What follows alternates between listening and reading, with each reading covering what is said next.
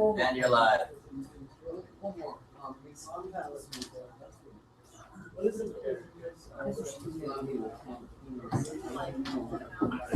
Good evening and welcome to Carry On at Cush. This is an open mic poetry reading brought to you from the streets of Eugene, Oregon. Yeah. It's Mo's birthday. Will that get you to cheer properly at Cush? 1, 2, 3, 4. Happy birthday to Mo. Happy birthday to Mo. Happy birthday, dear Mo. Happy birthday to you.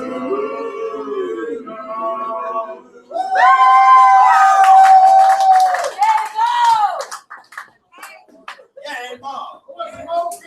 All right.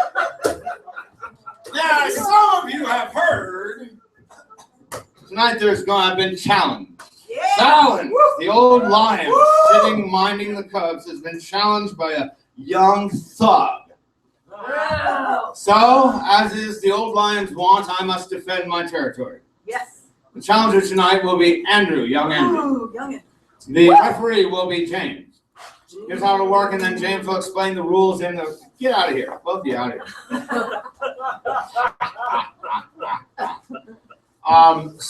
This is a contest. It's a 3-round bout. We each selected one word. Our promoters got together and we decided one word for a poet is enough. The challenger, Andrew, has chosen the word yeah, and I, of course, have chosen boo. We can only say yeah or boo. If either of us says anything else, that is a TKO. If either of us says another word other than our assigned words, yeah, boo, that's a TKO, and that the victor gets to dominate. Wow. If it goes the whole 3 minutes, the audience decides by applause. The applause-o-meter is the proprietor of Cush, an unbiased third party. He's going to decide who gets the most claps. Young punk challenger or awesome kid. Without further ado, I bring up the referee for tonight's match, James Otter. Okay.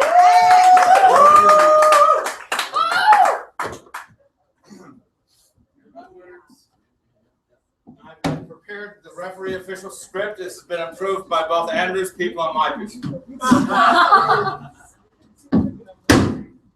Welcome, the challenger, Andrew. Andrew, take your place on the stage.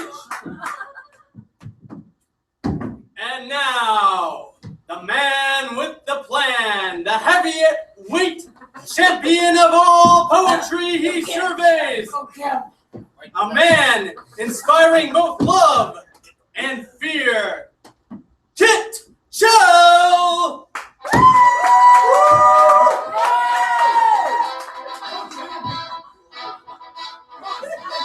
Rules of the fight.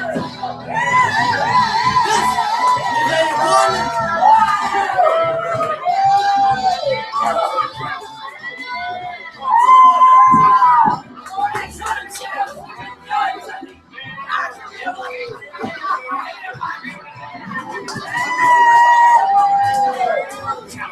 I don't need this. I ain't gonna be tripping. He's gonna take a whipping. I hope he brought power for his ass and spank him like a newborn. I'm the heavyweight.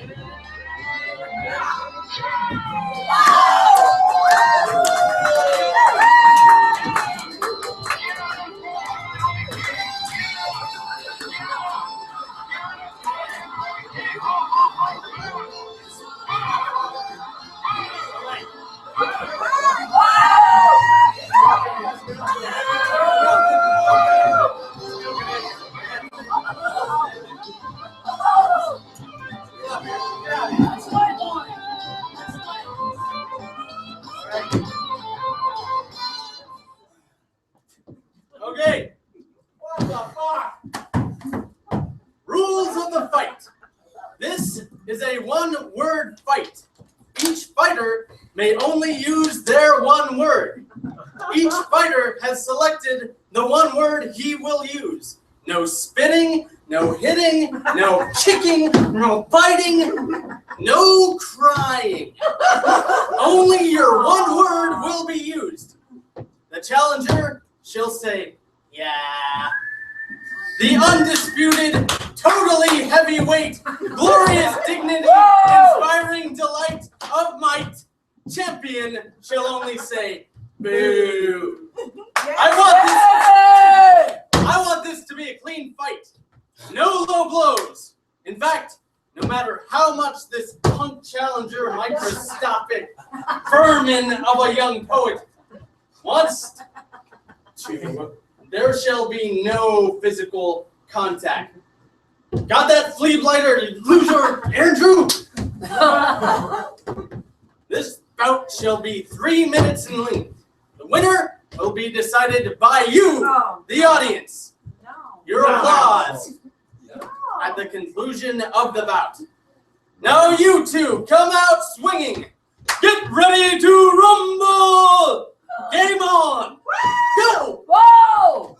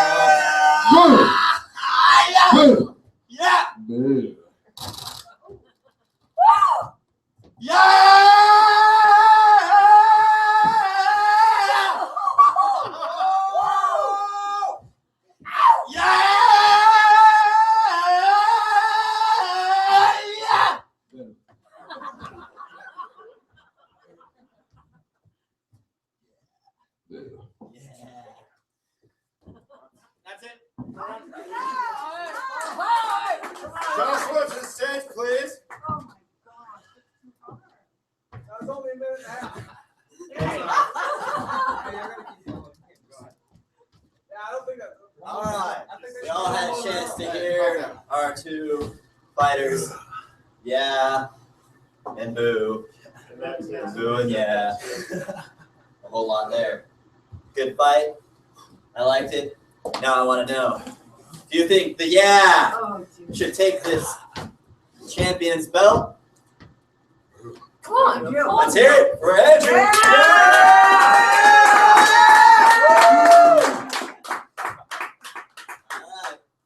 And do you think the champion, undisputed, Boo Master, Kit Chell, should retain his belt? Let's hear it.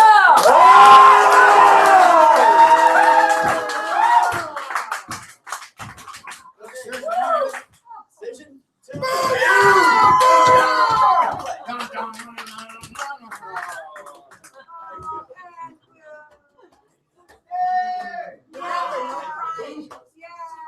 She's a good loser. That's my boy. There are only winners at Cush. That's my boy. Only winners at Cush. That was an elaborate skit we cooked up, but I have been trash talking him for 3 days, so That's pretty amazing, man. that was fun, man. Days of trash. We had no idea what we were going to do there. Yeah. Boo. Oh, that was zesty. Whoa! I'm open to all challengers. Should you want to define the game, bring it on. Zesty. There's a word. I'm open to all challengers. So we have a full night. Let's roll. Where are we? Carry on at Cush. Let's go with the poetry. Strangely enough, Andrew has the second slot, and he gets to come up here and do his poem. Come on. All right.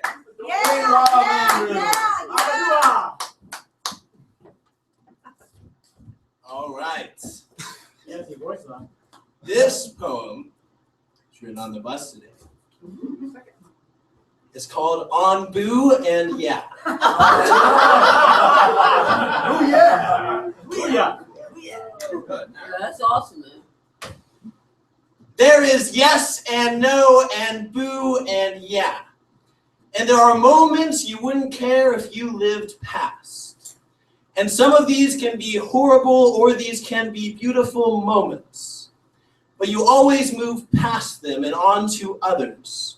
And eventually it seems that the one requires the opposites. The good and the bad, I mean the definition is in the distinction. And if there is no distinction, the difference is not real. And if not real, at least real in our experience of it. To get lost in the wholeness, we would go blind.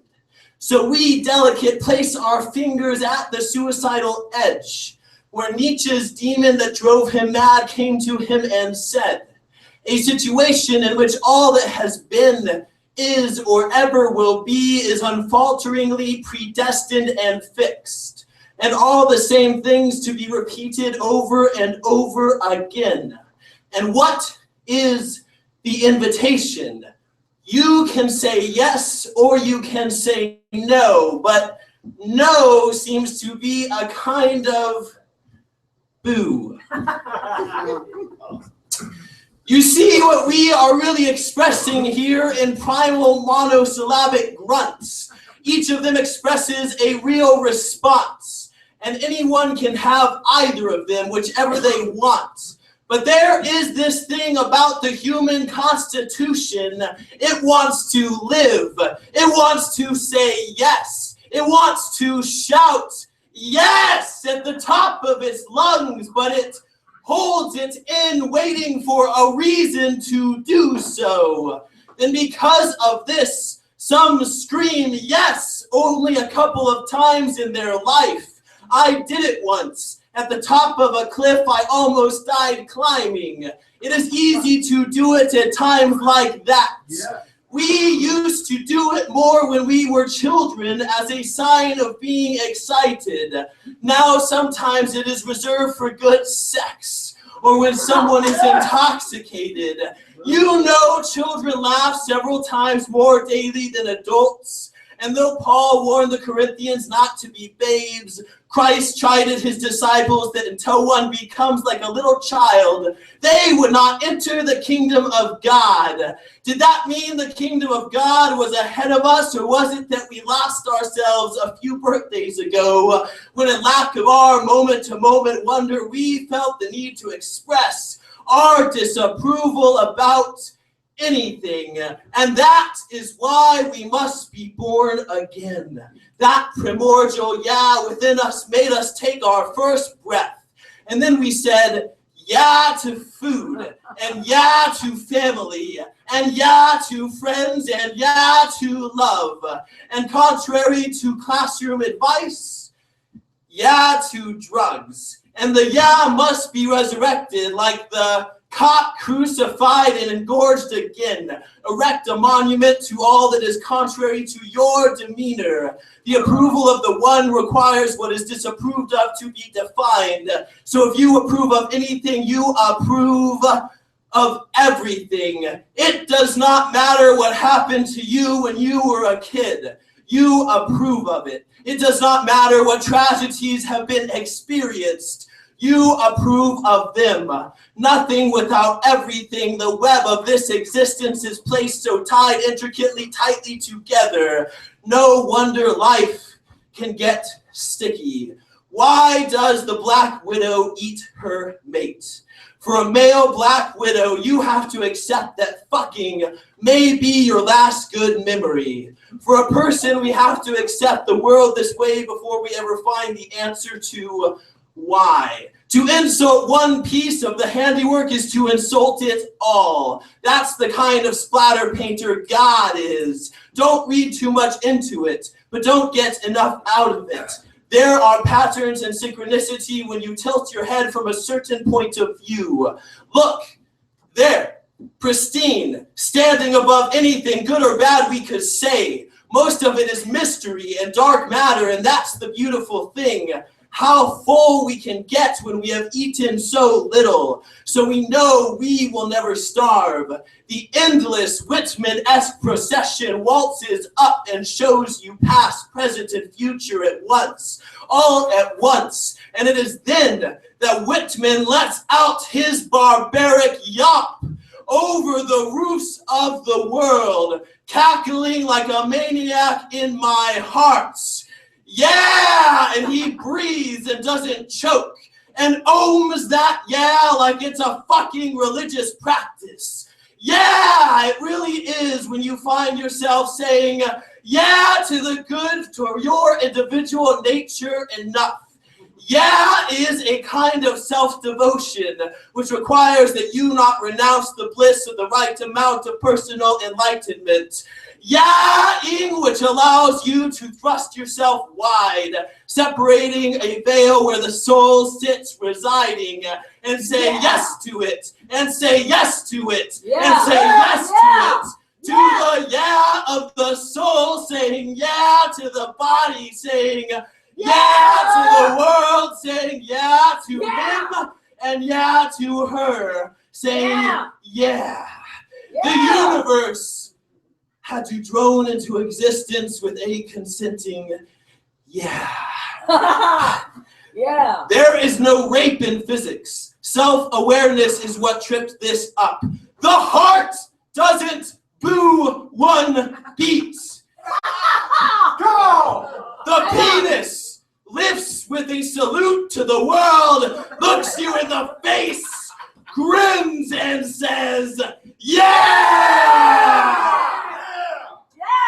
Wherewith Jim Morrison, the cock, is crucified, the skull nods pivoting on a neck, holding the brain on a bobby wobbly platter, and says, yeah! It is this bond that creates the world. Your DNA may have to twist you into alignment sometimes. It's important to listen to your body. That's all you have to listen to. When everything is vibrating in harmony, your body says, fuck yeah. And that is how life multiplies. Yeah, right on.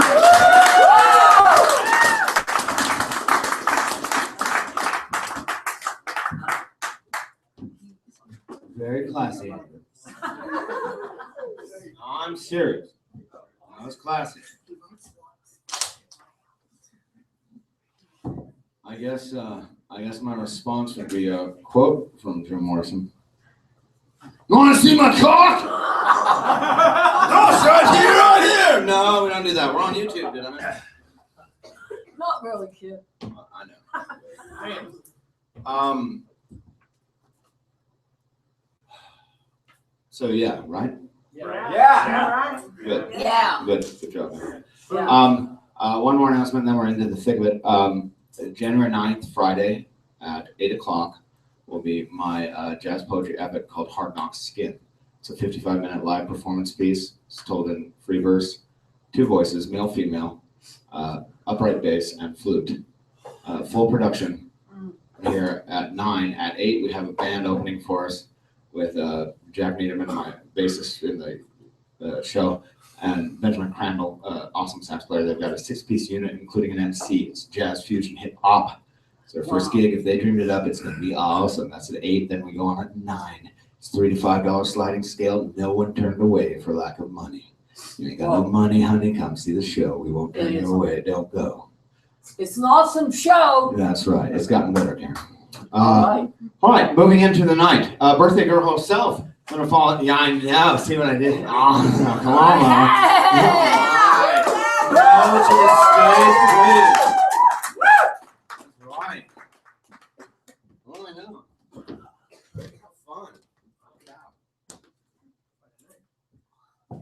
Beware of beige, my birthday poem. Have you ever bitten into a much too spicy beige? Let light tan drip down your chin as you licked your fingers clean of every last drop of ecru. Swooned over a dozen buff roses.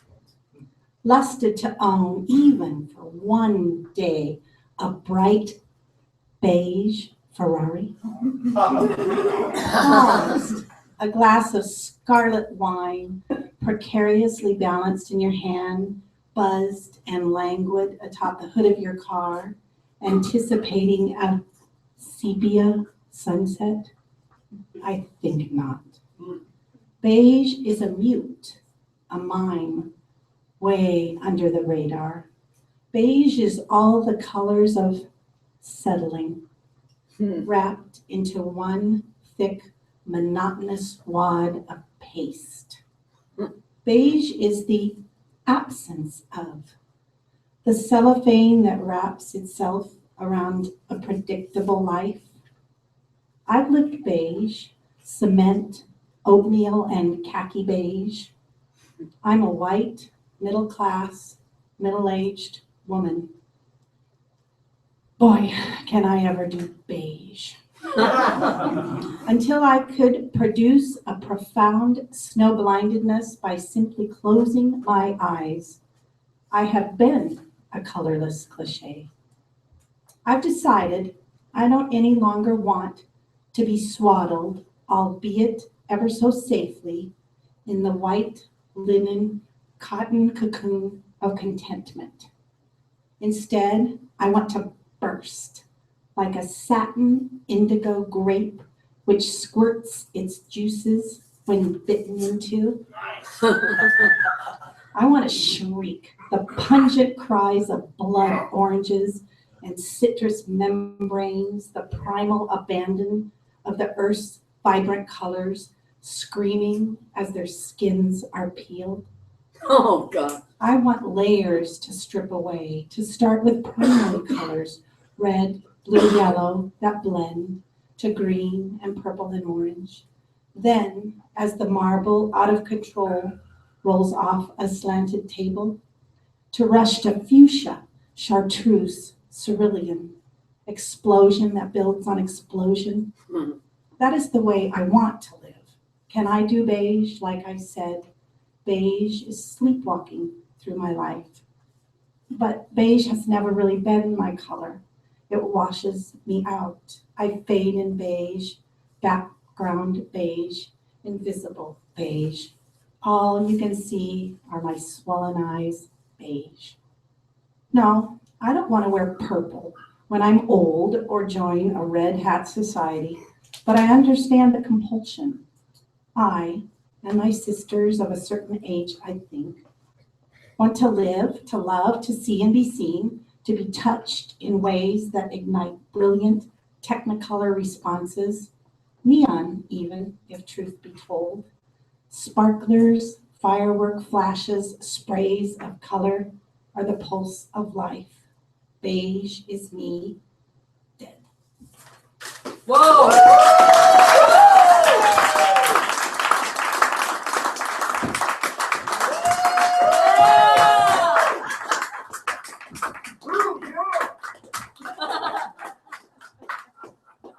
Lovely.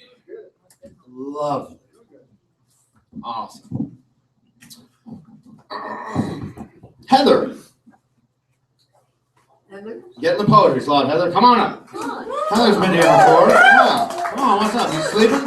You stunned by beige? Fuchsia leather jumpsuit, Mo. Fuchsia leather jumpsuit. No, I'm thinking of it. Totally. Come on, Heather, not there. All right. This one is the aftershocks. 1. Delusions of grandeur. God, he crept up on the island of mindfulness and ate up in sizable portions. The aftershocks. Tasteless, mind swollen, belly of cartwheels, seasonal changes and distorted vision. Revision. A vision of decades through the backstabbing winter shield yields critical results. Resolve to involve a closeness, a caricature of miniature surroundings. 2. Can you fright off the, did you imagine how to the, you that you were, to the, feelings apprehended. 3. Well, how's about the chapter book? So yeah, had the other yellow day, a stencil, adjourned, the jury's out. Yeah, centerpiece and fries, come back to life. Each day, do you want to eat those calories? Rapunzel, you non-princess you. We do need a chunk of water and a fish to swim within, low tide. True value of equal and opposite, opposing forces, resources, the blind leading the confined. Hey, I'm going, this is my toxic. It's like the best thing on the planet. Where is my eggnog, my Harvard lesson? Off and on, clap on, no, this can't be Monday. We're gonna bail. What did you say? Nothing in soup. It's all about the soup. Did you grow up here? Effortless fear and goodbye. Save the long-winded speeches for Sunday. 4. There's an aching in country music. So bitter, haven't had a square dance in decades behind. Your mother listened to country music, didn't she? Hometown and sweetness. Sorry about that. I had to redo it. Yeah, no problem. Miles away, to stay and slay the day away, moment by moment, mindful of shields and restless side effects. Hospital for the hostile in us all. We were born to crawl, said your mother, in between your brother. Can I just get some ice and water? 5. Drive up through the see-through, spirit of the season. Now's the time to define the moment. An always unraveling of revelations and church sermon hesitations. Your brother was defiant, wasn't he? This reliant on the aftershocks. Chalked up to and through with a stencil. Your butt on a calculus curve. Uncouth. Use your surroundings wisely.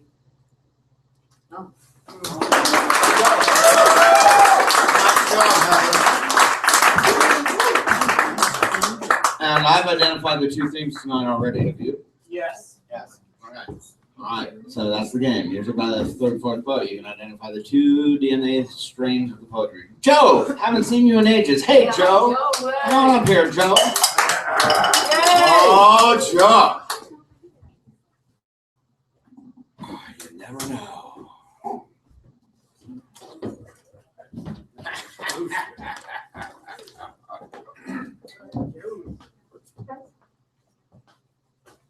Judgment Day.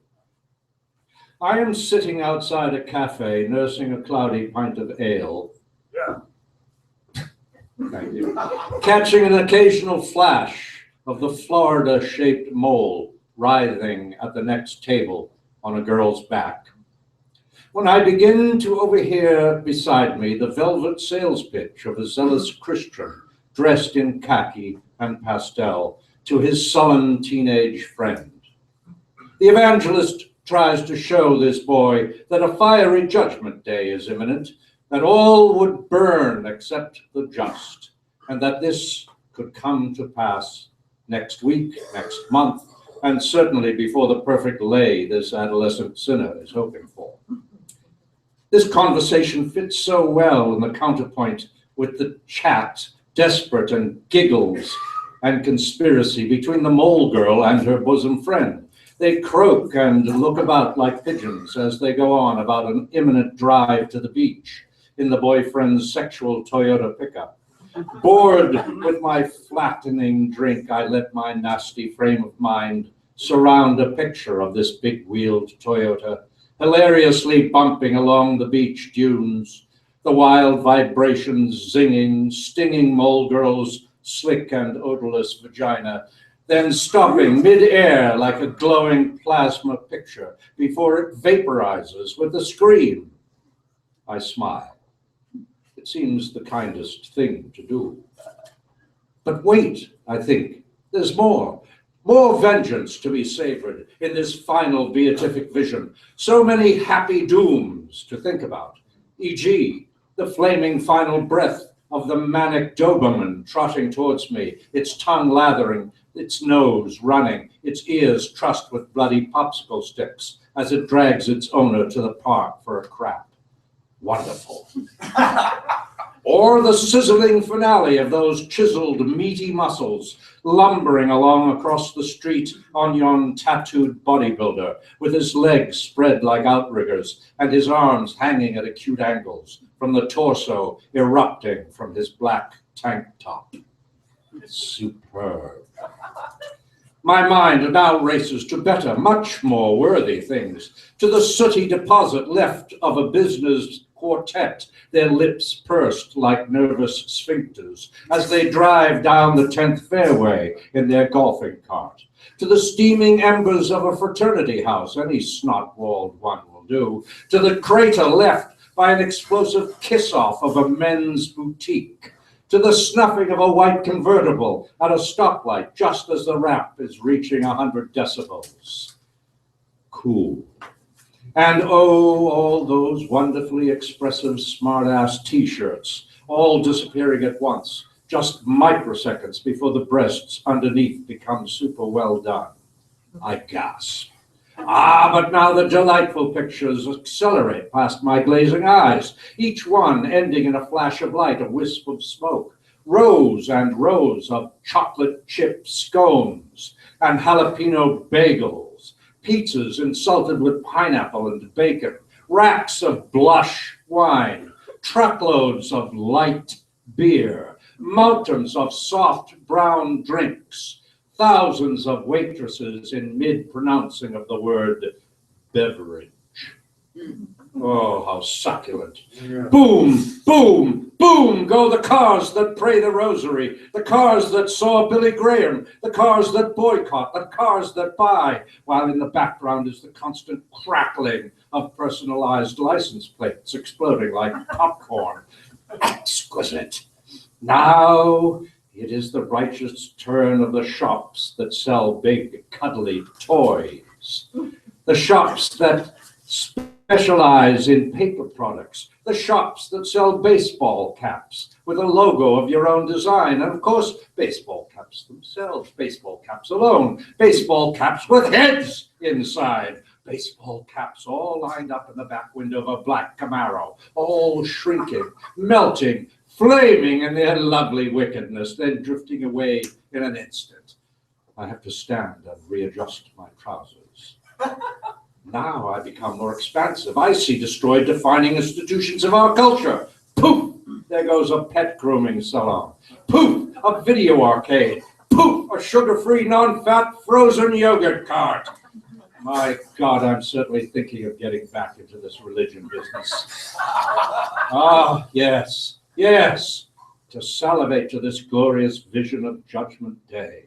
It may be next week, it may be next month. It will certainly be before I get the perfect lay I've been hoping for.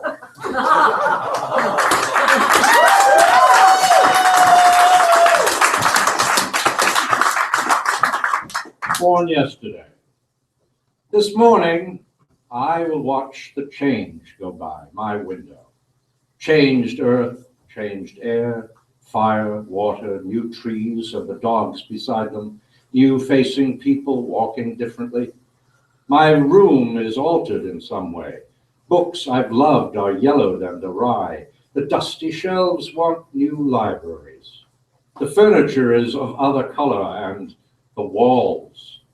All my food tastes wrong and wants its throwing out, replacing with an other soul nourishment. All that I believe is in a tangled question. Good, bad, up, down, freedom, slavery. Before my yesterday is just a list of things, a universe described in paragraphs, the distant history before a nova. And all of this is bursting out, swirling around the North Star of your constancy. Eyes suspended, mouth of overwhelming gravity, silk skin of breasts, a jungle lush of hair, and the rest. the tranquil rest of you. So here I sit today and smile while swimming in a fire of alchemy, thinking of the world's old way, corruption and decay. But that was all gone yesterday when I was born.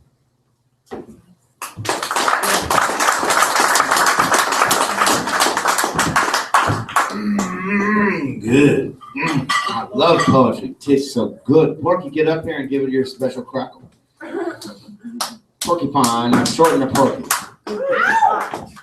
Oh, what an outfit. Fucking awesome.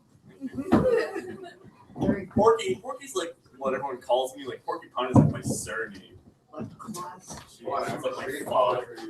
Yeah. I waste time, solemnly awaiting dawn for my morning cigarette. I steal them. Pink and blue hues like watercolor over acrylic ink.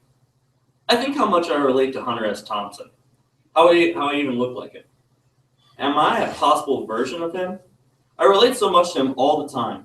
I think how much we all relate to him, at least what I see. I miss him. How can I relate to him from a few books? I studied movies, novels, his life.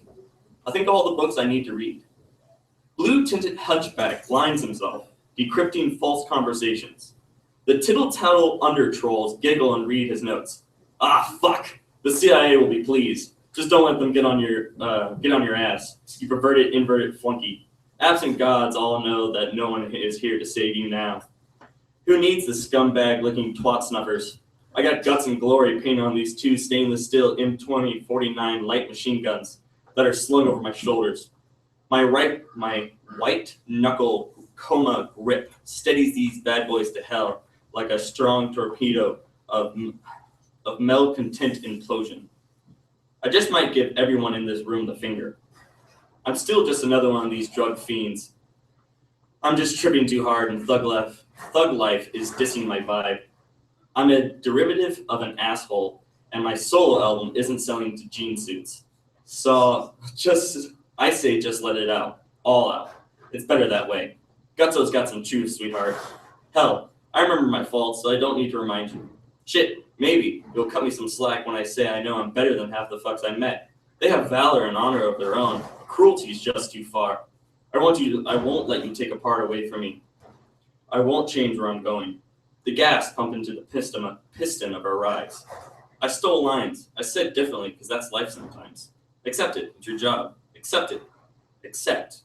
Gain. Obtain. Undertake. Best job I've ever had. I watch lots of war films. An aspirating sacrifice. Dying for those around you to live. Seems familiar. Don't know shit, boy. You don't know shit, old man. This one-sided victimization platoon tears apart good men and makes them susceptible to chaos. It's not my problem. It's my survival. I'll save more of me to save more of you. Corpsman! I'm sorry, but there are more righteous acts than dying for withstanding belittlement and blame. I don't know whose fault. I'm here now, so appreciate it. I'm shot. Well, I have a job to do. I'll always die, but what needs done can go undone, and that's a sin, I know. Book of Isaiah, chapter 6. Whom shall I send, and who will go for us? And I say, here am I. Send me. Send me. Send me. All right. Very good Porcupine. That was quite different than anything you've ever done. More of that, yeah. Okay, let's go, James. Come on. Yeah, James. Yeah, James. Oh. This thing's pretty fucking tall. There we go. There you go. Toy trains. Some kids play with toy trains, run them up and down the walls. Other kids walk along the train tracks and invoke a different spirit. Licking the baloney out of their braces with eyes full of wonder, they stare at the Iron Dragon, So many accidents, so little precision. Children don't have superpowers. They can't fly. A child remembers breaking an arm, having to wear that itchy cast, and still they want to find out just what does electricity taste like? Truth or dare, without the options. Only full chrome logic, hiding from the bulldog, laying down on the tracks, just as a challenge. How long can one shaky kid lay there on the railing without getting up and running away? How close can death get without touching them? These kids don't play with toys, they play with timing. They don't laugh. These kids play with fire, run with scissors. They talk to the wall. No second chances. These kids listen to music so profane, the media dubbed it violent and overtly perverse.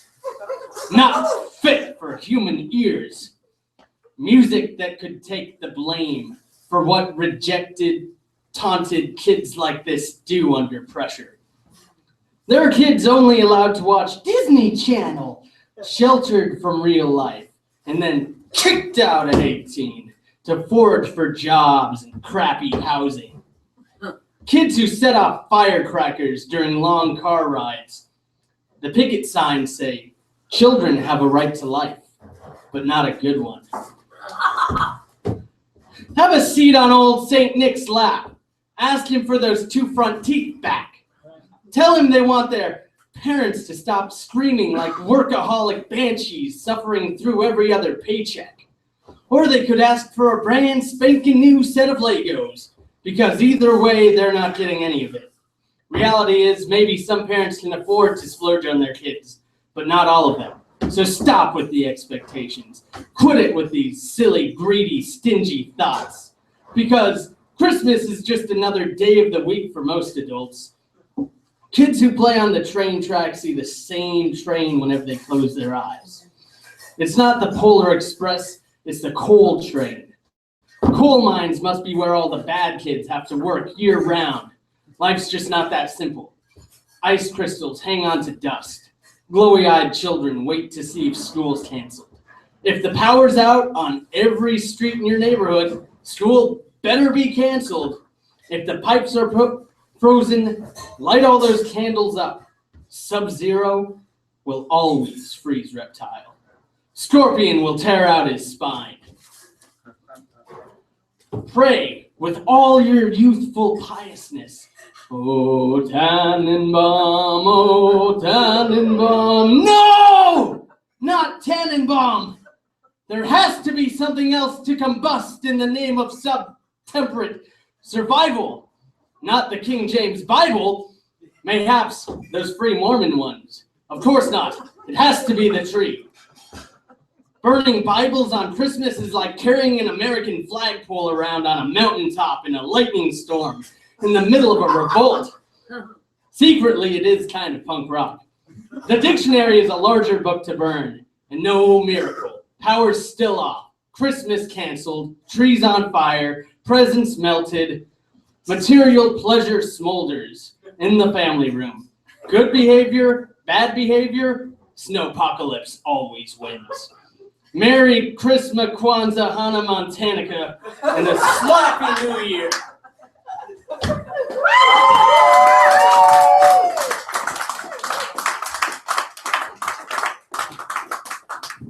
You're all getting so good. You've always been good. What? You just like doing your best to carry on? Yeah! Oh, shucks. Corina, where you at? Oh, first timer. Beat it. Oh, you got him in the poetry slot, girl. Come on. I always get him the first time in the poetry.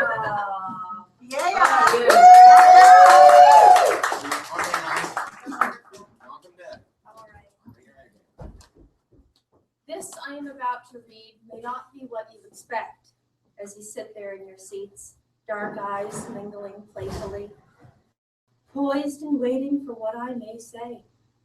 Long and drawn out, often unwarranted, often unwanted.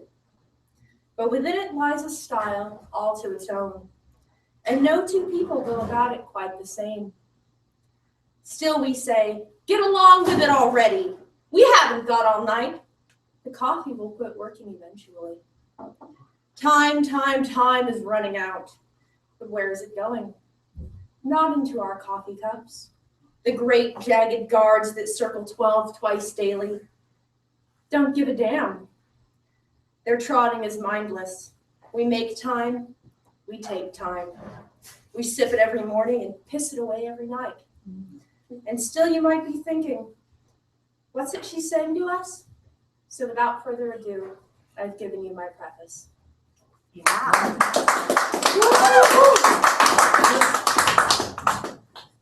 Fall, when the colorful skirts of the long-limbed ladies wash away in the wind, revealing bare skin. Fall, when the colorful Celts, smattered on spindly phalluses, ejaculate their leaves to the four winds. There's a blue light shining on the shoreline tonight, and the echo of an old song fades beneath the tide. The waves fall in cadence too, the memory of the sound, and it only snows in San Diego when I'm not around.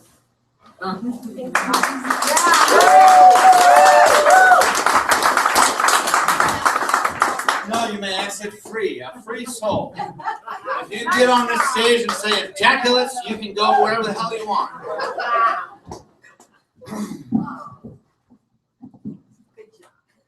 That's right. Okay, I challenged her to write something, so I don't know if it's gonna be any good. Star. And where's the dirty talk? Come on. Come on, Star.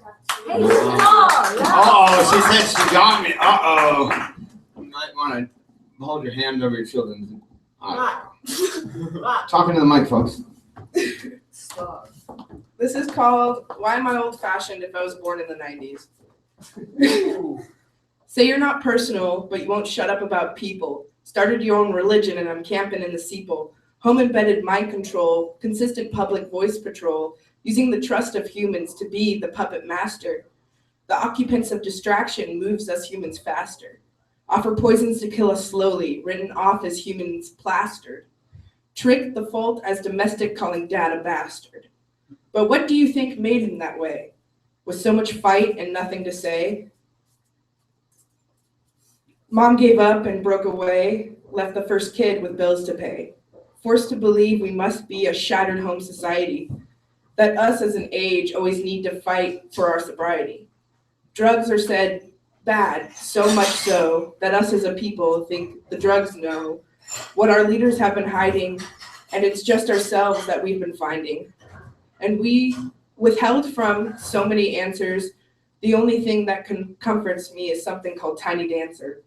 I cry all too often, way too much, to deal with the other's phobia of my own touch. Told in order to win, everyone must agree, but why our former leaders thrived in individuality? One can change it all. One can scream and kill the dictators till they fall. One can stay silent or decide to call out the ones who have been keeping us in, to tell us that in order to be pretty, we must be clean, tall, and thin. Why is it that when minorities succeed, it's amazing, and the average Joe gets the fistful of hazing? How could anyone possibly think it's a lie, that there's an invisible man up in the sky? And if you break any of his 10 rules, you'll die and burn in a fiery pit in eternal cry.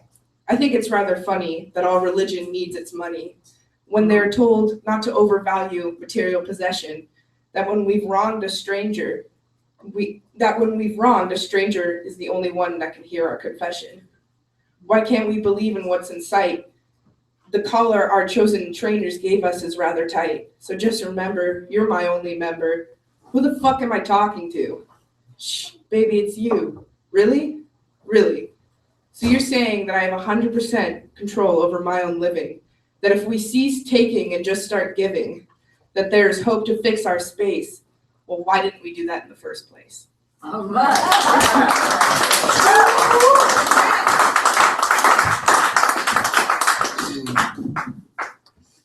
You just wrote that? Yeah. Pretty awesome. Yeah. It's all shades of gray, right?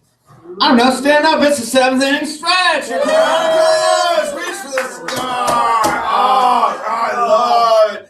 Take me up to the poetry reading. Take me up to the stage.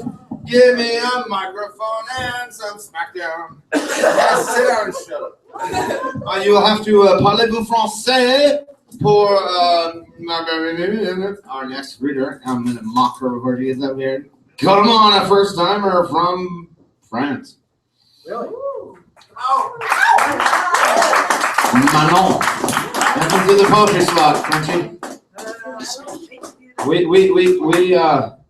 We select out our foreign visitors for particular American torture.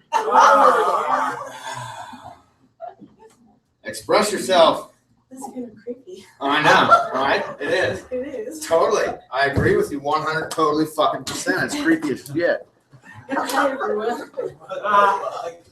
Okay, that's my last one in English. Awesome. It's just the 4th one, so it's not. I mean, it's what it is. Let it rip, girl. And it's called America Dreams. America dreams. It could own the world. It dreams of glittered crown and gold, and that the earth could be sold for the American dreams. It dreams that when you play music loud, you can forget that the whole world screams. It dreams of perfect selfies in scenic places, but the Grand Canyon's not disposable. It dreams. It could be selfish and reasonable, but it dreams. It dreams that it could dump into the springs and keep drinking out of the stream, and it makes Americans dream that the whole world was made for them, just like the music itself for their national anthem. They dream that their God made them landlords of the universe. They dream they're able to kill and reverse, taking lives like giving birth. America has dreams for people, but cops still kill Luther King's sons. It had dreams for every nation, but it doesn't know them at all. It dreams of cornfields and apple beaten by women with no shields. And then one day we all chew gums, staring our smartphones. Oh my God. Keep going, keep going. You got it. Staring our smartphones, watching cam and guns, and we will, because it dreams so strong awake that it actually owns the world. Woo!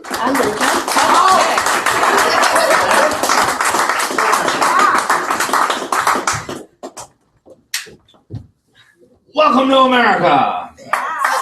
And thanks for blockading the British fleet so we could run away and do all that while we did that. That's good job. You get on this stage and do that? Awesome. Actually, the American dream was defined as, if I work hard, my children will have it better. That is the definition of the American dream. Karen, tust, tust. That is Swedish for quiet. Shh. Thank you. Take it outside. The American dream is defined as, if I work very hard, my children will have it better. That contract has been. Yeah. For sure. Oh. Think about it. But backside of that is this. Because we're stupid enough, or brilliant enough, or kind enough, or gentle enough, or mean enough to do this. And this is it. It's the American dream right here. You can say whatever you want on a computer and not have any fear of any thugs imminently going to be meeting you outside yet. Yet. So keep speaking. Keep dreaming. Maybe we'll come up with a new American dream one day. What might that look like? What might that look like? Maybe we could write it in Eugene, Oregon. I think so. America's about changing, right? You can always move to New York, get a new name, and be someone new. In America, great God Almighty bless her. Lovely sea rolling, mountainous spaces huge. Love me, my America. Mine.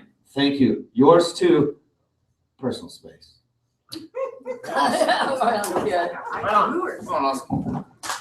Austin, all right. Austin is the name of a town in Texas, which is a state in the United States of America. We're at On At Cush in Eugene, Oregon. Woo! Wish you were here.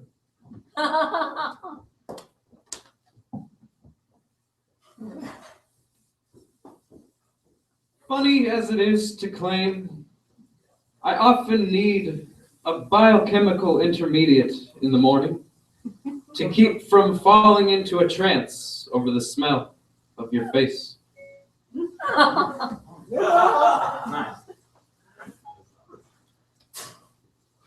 Hearing the laughter outside, one of those polite reminders that curiosity is our secret virtue and the crux of our virtuosity. Allotted time long enough and you'll call my bluff, and they'll laugh, and I'll pretend I don't care and keep smoking. 'Cause this kind of stuff comes in waves, yeah? I come from days, could have seemingly been spent a myriad of ways, but don't seem to variate from this form or that form of navel gaze. In the dank odors of the alone I perspirate. In carnal satiate corners I creep. In knee-jerk refutist absolutism is where my logic finds eroticism. In you, in the I am clean. Clean of the need to cling to sleazy mental things, of the need to clean or be cleansed. In this idea, ideally and ornately framed, my wish is to remain a fern, a duck, a fungus, a feline, crying out at the distance of your wholehearted emotions juxtaposed with the closeness of your proximity. I shall still choose to remain and gather and dig thyself sincerely and reverentially, therefore becoming the permanent solution to our unfolding respective perspectives of petulance. Or such is the intention I would put and expect others to put behind these words and stuttered utterances, in an almost blissful-esque ignorance of the cosmic calamities happening just above my head. Aren't the clouds just beautiful tonight, honey? Up there all remaining and whatnot? Oh,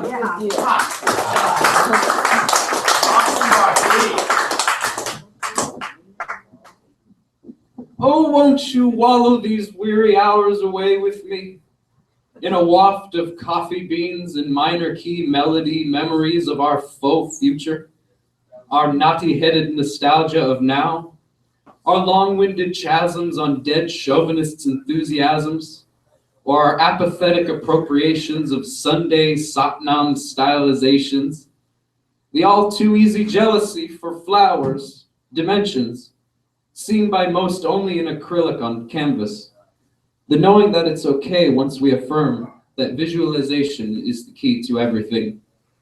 As everyone, and let not anyone kid oneself, everyone is involved with the occult. And once we're done being hung up about that, we can move on finally and have our coffee coituses and cigarette seances without the encumberment of low-vibe guilt. So please, divulge, indulge, I insist. You don't offend me. Chime in. The straw man and I were just in the middle of a lively discussion about race. Yeah. Oh, wow.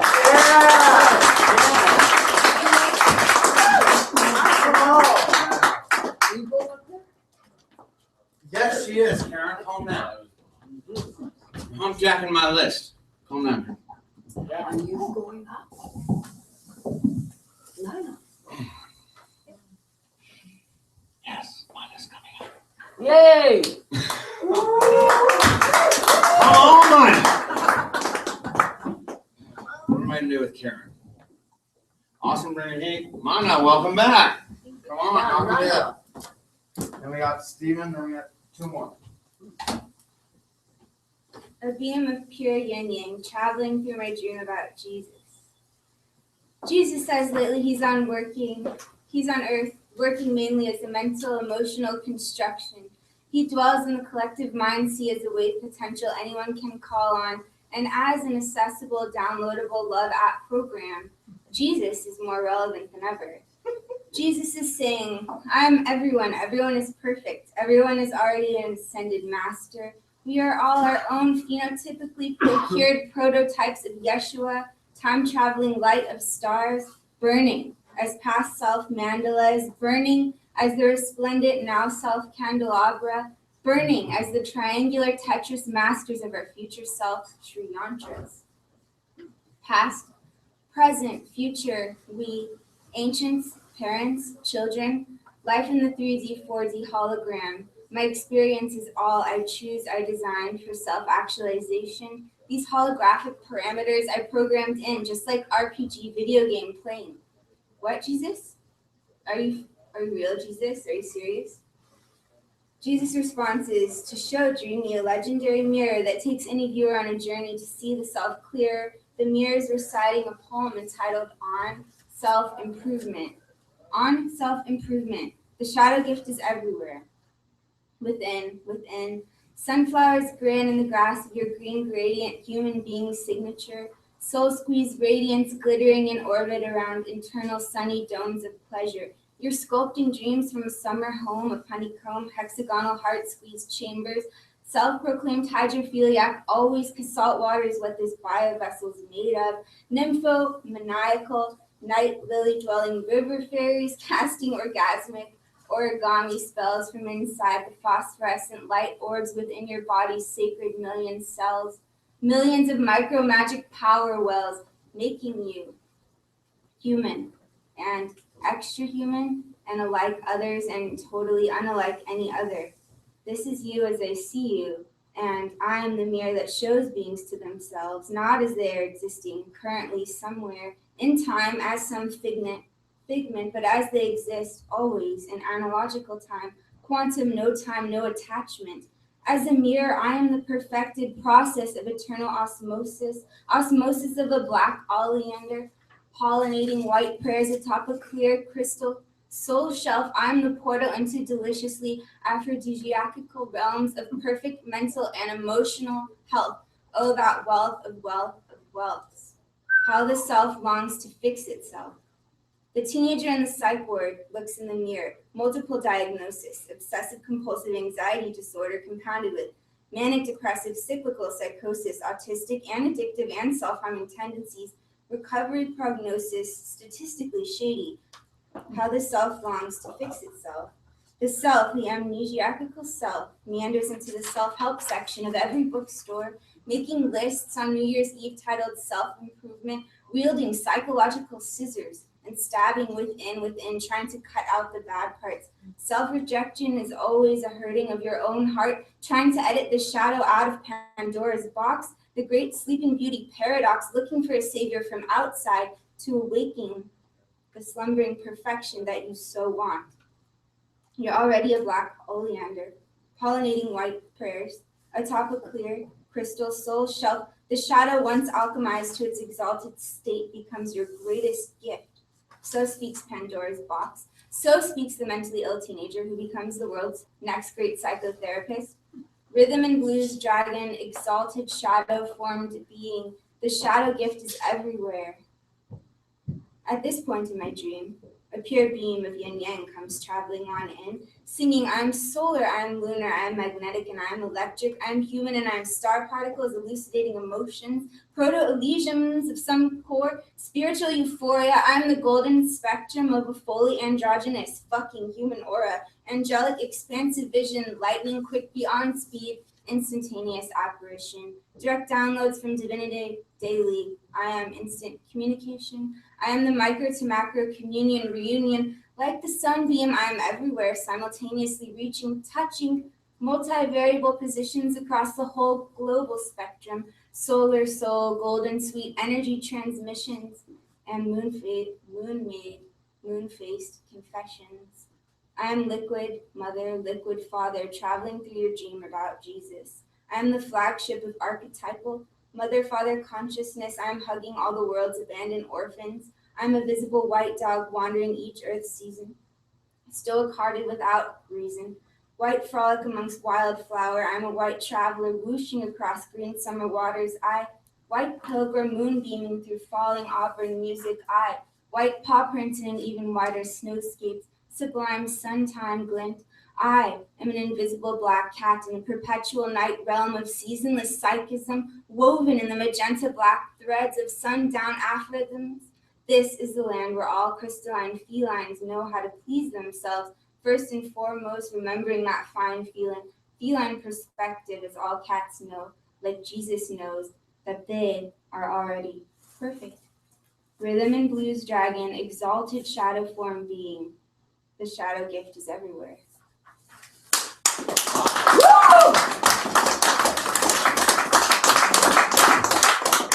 Here's the short one. Into me see. Intimacy.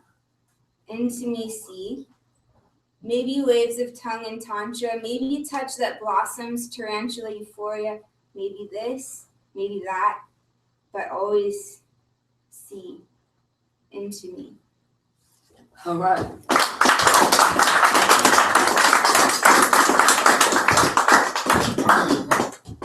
I had a lot of thoughts go off there, but I'll shut up and keep it rolling. Steven, come on.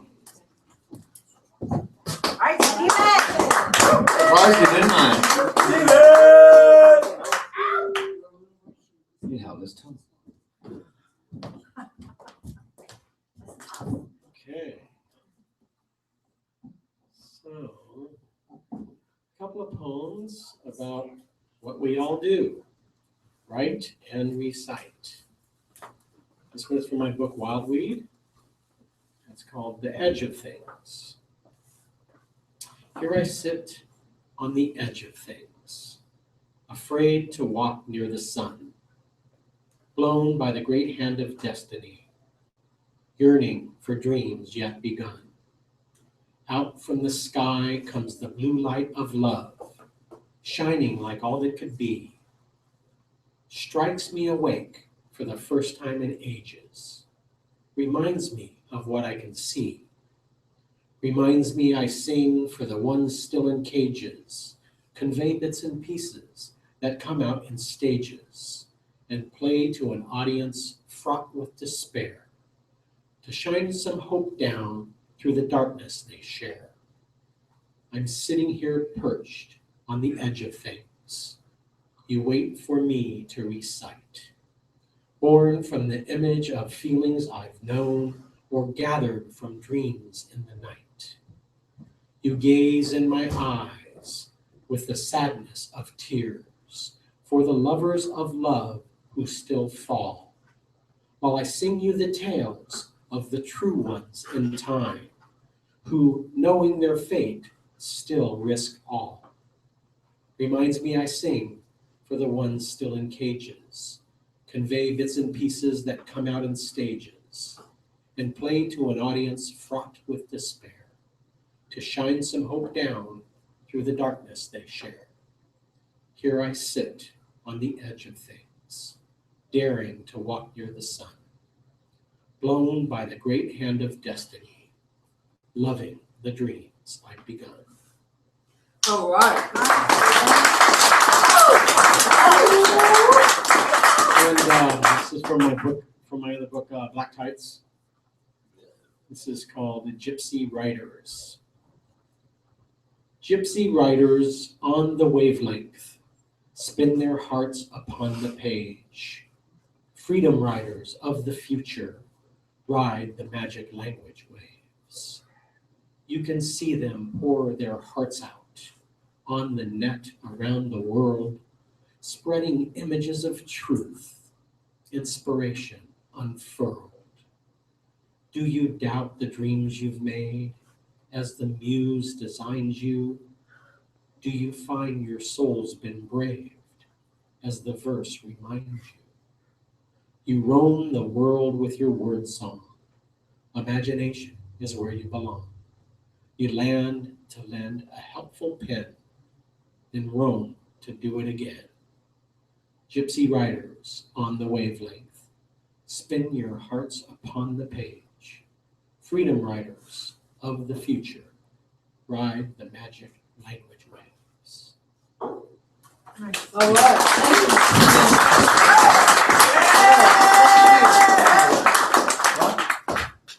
All right, new guy, Jesse? You got the feel of this at this point? Yes, yes, yeah. All right, knock it out.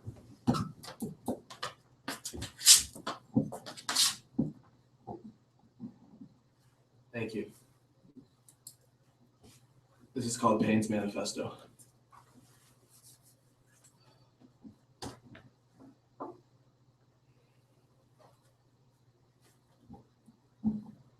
Uncertainty pains me worse than my inflamed knee that won't bend and causes me to lose sleep. Feeling so set on this path I have chosen for myself, yet not knowing what comes next. I hate the world. I love people. I love people so much it makes me want to talk to everyone I meet. Every time I share a smile or a glance, but mostly it just feels like I'm another face on the bus.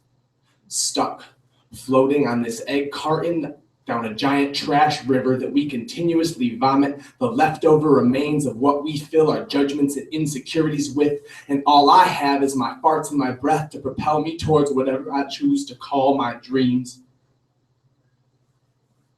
Sleeping in a bed I paid to use. I wish I could see the stars. So much light pollution. So much pollution in general. We stimulate ourselves to keep up with the pace our biggest earners and fastest spenders have set, while simultaneously draining the pocketbook to fill the belly of the beast they sold us so we can get to the job they told us we need, all to afford our stimulants and medications and what we're being sold as food at the ever-increasing price of whatever the fuck they want to charge you, because God or whoever you pray to knows we can't survive on our own without grocery stores and roads, television, and internet phones that have zapped our need for human interaction. Take a look around and tell me we're not enslaved. Forget black and white. Forget black and white. And while you're at it, forget red and blue. Look at your brothers. Look at your brothers and sisters and realize there is no them. Them wants us to hate each other. Them wants us to judge each other. Them wants us to earn, buy, spend, die, repeat. To them, we are expendable. To them, we are a commodity. But to the earth, we are children. To the earth, we are little ants gone crazy with the discovery of a spilled honey jar. We can't change if we decide to. We can be this planet's greatest blessing or biggest curse. A generation of beings that will either build a future of prosperity or blunder head on into oblivion. We can change if we decide to. We can open our hearts and our eyes to the simple fact that we are all the same. Artist or baker, chemist or cop, gangsters and hipsters, dealers, stealers, liars, lovers, dancers, criers, fighters and punks, rebels, soldiers, sinners and saints, puppets, prawns, pranksters, and players of all kinds. We define our reality, and we must take it back. All right.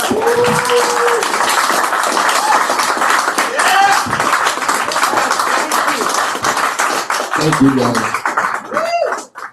I want to say what you said and what you said. Okay, Karen, we're gonna do something together. Yeah. We're gonna do a little freestyle for you guys. This is the truth. Right, what you're doing right here. They're combining their time. We're combining our time.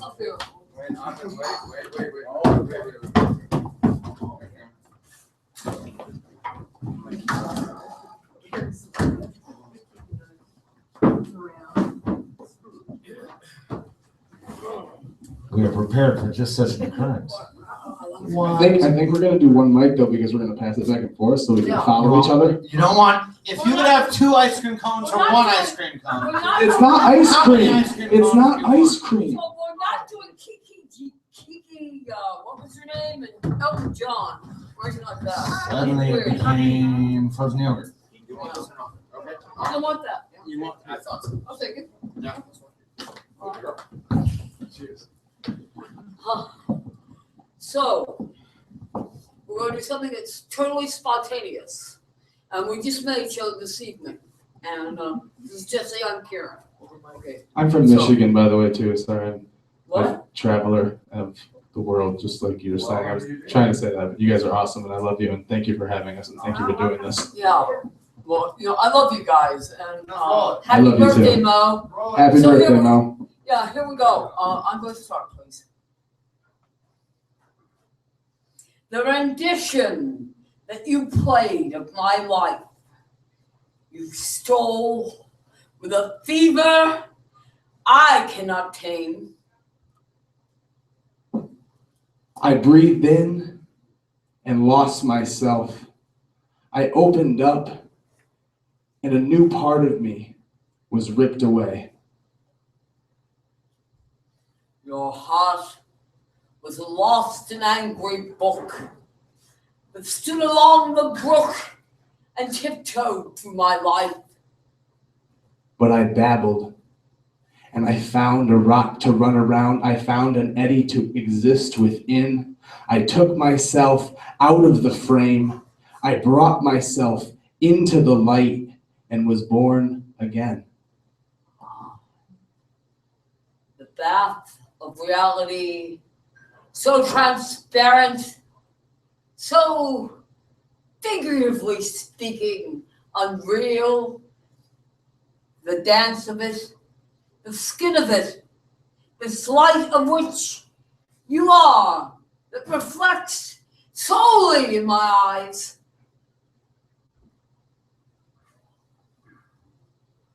I see a reflection in you, a will to live. The perpetual suicide strips us of our fear, and we become greater than we could have ever potentially imagined. The skin of you, this veneer, this flesh, the ageless form. You are real, and I know it now. You are a part of me. I am you. You are my twin, as my sister is my name. A brother, a half, a whole divided, a third raised above the unknown, given to us as a gift we design in the dance we call life, form given to function as matter is to light. You are one with me. This universal orgasm, this multiple reflection. I thought I was alone. I really did. And in this chance that I took upon tonight, this hand that caressed my own veneer of flesh. My friend, I would endeavor to call you my brother and sister. I would try not to scream at my own reflection at night. Yeah! Yeah! Yeah!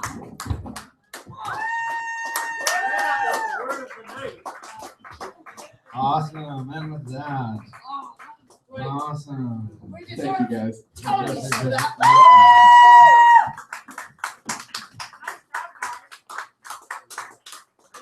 Joe, what do you think about? So there we go. There we go. Go. I'll be here next week. If you want to sell my mind to a poem with me, I'll be here. I changed my mind. We gotta give people a place to go on the night before Christmas Eve. Strange. Why not? Right? Bring your presents. Do you have a present? You do have a present. Ah, good night. Steve, can I get a ride home with you tonight? Because Jeremy didn't come. Will that be okay? Yeah, I really enjoyed it tonight, Steve. I really enjoyed it. Yeah. That's my fleet over there. That's interesting. You would go to a couple ways of access.